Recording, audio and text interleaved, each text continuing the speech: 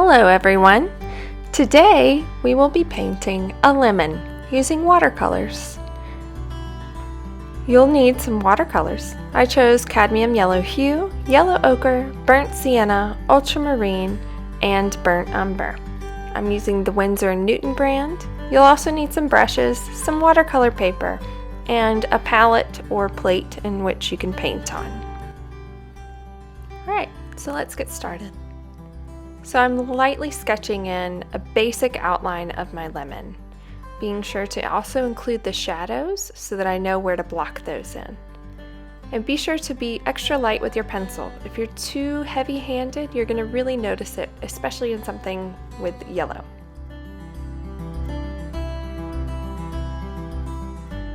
Also notice that I'm doing a lot of small little soft lines. You don't really want to gouge the pencil into the paper. That's a common mistake a lot of beginners make. So be sure to be nice and light with the pressure of the pencil on the paper itself.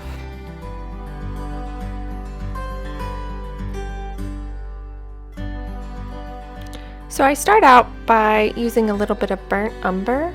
Burnt umber is an excellent way to kind of block in the dark sections of a painting without getting it too heavy-handed early on. And so I've watered it down a good bit, and usually it's the best decision to start out with the darkest darks and then go to the lightest lights and kind of block in where that dark shadow is right underneath the lemon. So now I'm starting to find kind of the dark areas of the lemon itself and using a very light wash of that same burnt umber, blocking in a section that is a little bit darker. Notice how I'm holding my paintbrush. It's not up close, kind of like you would hold a pencil. It's a little bit farther back on the brush. This allows you to be a lot looser with your strokes, and it usually results in a much more painterly look, and it's a little bit less tight, which I think adds a lot to the painting itself in the end. Some artists and painters will actually tape their paintbrush or their pencil to the end of a yardstick in order to kind of get a different feel and a different view. That's a relatively old trick. We did it in art school. So right now I'm using a cadmium yellow with a yellow ochre to kind of get a little bit of that shadow section under the lemon. Blocking in those general shapes. Notice that I'm leaving a little bit of a highlight there. And also that I haven't grabbed any white at all from my palette. With watercolors, you really want to avoid white paint until the very end if you need it at all at that point. A lot of times if you get too heavy-handed, you can also add a little bit of water to the highlight and then use a paper towel to kind of dab away a little bit of that white paint or a little bit of that heavy-handed paint as well. Now you'll notice here that I'm using some blue. I'm not using black. And I think that's really important to point out because a lot of the times whenever you see a shadow, you're going to automatically think, well, that's dark, it needs black. But if it really adds this kind of cool depth to your shadows if you don't use black. Black has its purpose and its use in certain paintings, but here it really helps if you use ultramarine. And then I also used a little bit of that burnt umber in order to get a nice darker kind of neutral blue. That one is what I used most for the shadows. And then also mixing a little bit of that yellow in to get a little bit of that lemon color to get that highlight that's more of a mid-tone right in there. It's got a little bit of green in it. This was a younger lemon.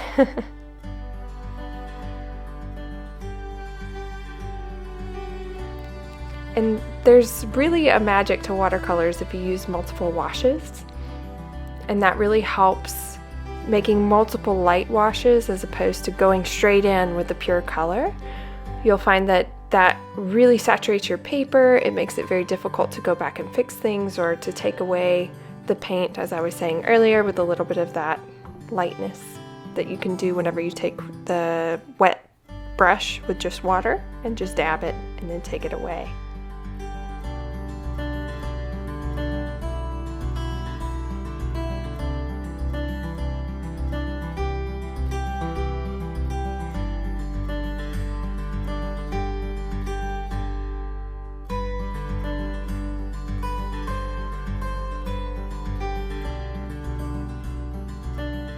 You might notice that my paper does have a little bit of a buckle to it that occurred when I started getting a little bit wetter with the water.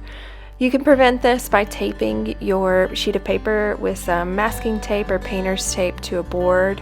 I didn't do that because I wanted to kind of keep this a loose sketch, and I'm not planning on framing it or anything along those lines. It's just a water study, so just keep that in mind. You'll notice that I'm leaving a little bit of that area underneath the lemon lighter.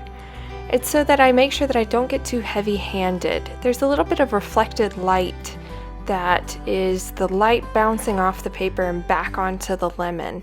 So I really want to make sure that I don't darken that area too much, because then you can't really get it back, and it leaves this sense of highlight and three-dimensionality to the lemon itself.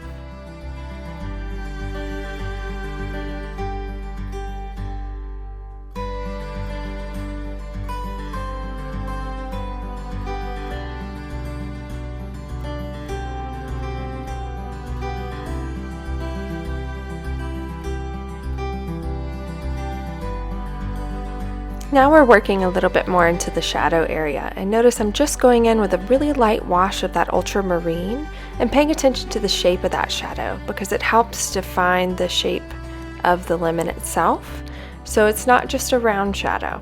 And then I'm mixing a little bit of yellow in with my ultramarine blue, because the color of the lemon is reflecting onto the paper that it's resting upon. So really paying attention to the colors and what I'm seeing, and not just what I think I'm seeing.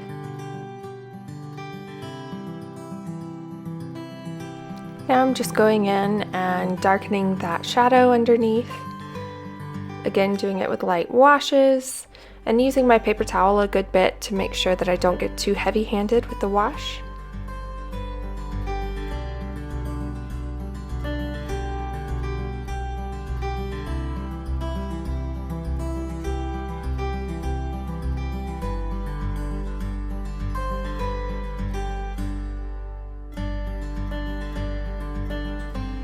So here I'm going back in with a little bit more of a pure color, a little bit less wash now that we've developed the general shapes of the shadows and the highlights a little bit more. I'm also going to be using my paper towel a good bit to make sure to keep those highlights intact. So sometimes going back with that same shadow color of that burnt umber and ultramarine is really crucial as to give that lemon some weight. There's this crucial moment where you use the sense of line to really give the lemon its sense of shape and roundness. So really cleaning up some of those lines makes a big difference. It's a lot bigger than a lot of artists think, but the power of line can be pretty clear, and a lot of the times it shows whether or not you're doubtful.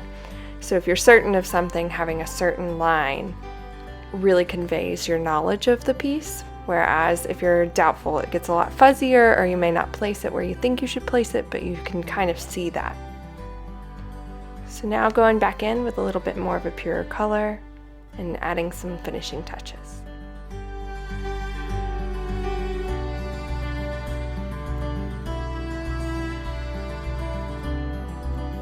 So there you go. Now you have a fun little watercolor sketch of a lemon. Please be sure to hit the subscribe link, and hopefully this is the first of many videos. Have a great day, and thank you so much for watching.